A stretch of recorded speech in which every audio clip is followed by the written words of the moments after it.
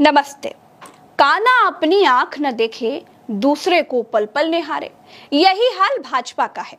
दिल्ली में भाजपा ये कहकर सत्ता में आई है कि केजरीवाल ने शीश महल बनवा लिया है, इसीलिए आप हमको वोट दीजिए, हम जनता के लिए जान दे देंगे।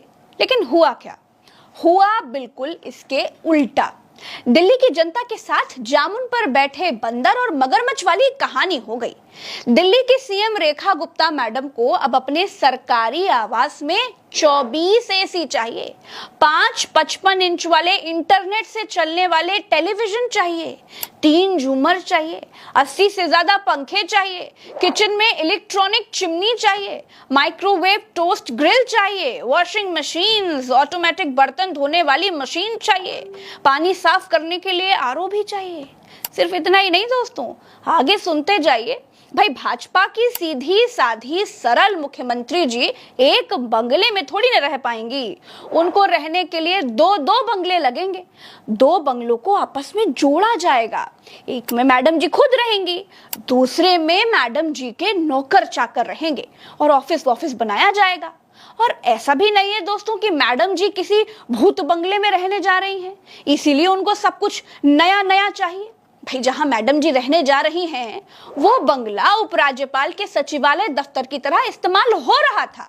भाई, वहां आदम जात की उपस्थिति पहले से है, यानी बिजली, पानी, किचन, पंखे, कूलर, एसी वगैरह सब कुछ पहले से है। लेकिन मैडम को ब्रांड न्यू चाहिए। पुराने में मैडम जी एडजस्ट नहीं कर पाएंगी। सुख सुविधाओं से दूर रहने वाली भाजपा की मुख्यमंत्री को 24 एसी चाहिए। क्यों भाई?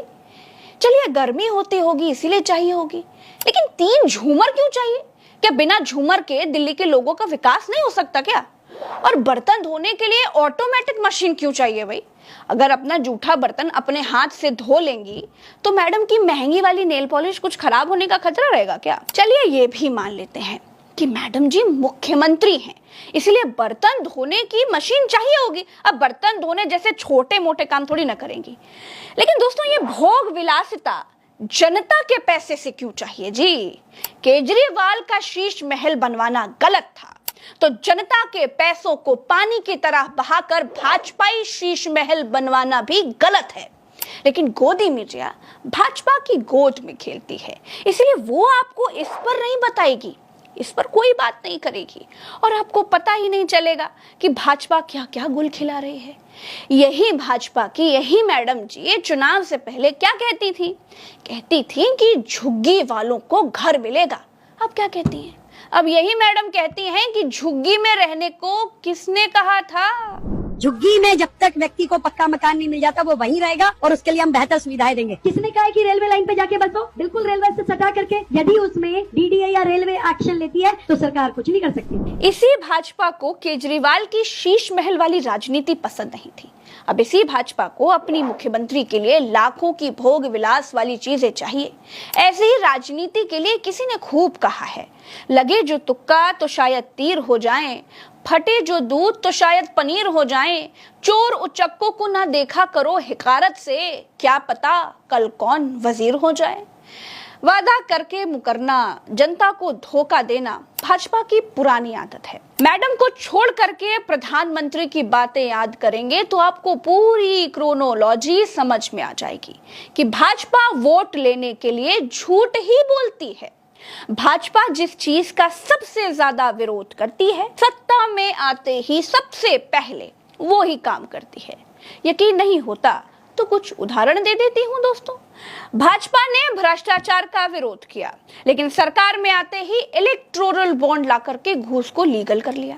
आधार कार्ड का विरोध किया, फिर सारी जगहों पर आधार को कंपलसरी कर दिया। नरेगा का विरोध किया, आज तक नरेगा का विकल्प खोज नहीं पाए। महंगाई का विरोध किया, लेकिन सत्ता में आते ही अनाज तक पर टैक्स लगा दिया। पेट्रोल डीजल सस्ता करने की बात कही थी, लेकिन क्या हुआ? सब कुछ आपके सामने है। काले धन का विरोध किया, लेकिन भाजपा सरकार में स्विस बैंकों में पैसा दिन दुना रात चौगुना बढ़ रहा है। धन्ना सेठों का विरोध किया, आज भाजपा के ही 2 धन्ना सेठ सबसे सगे बने हुए हैं।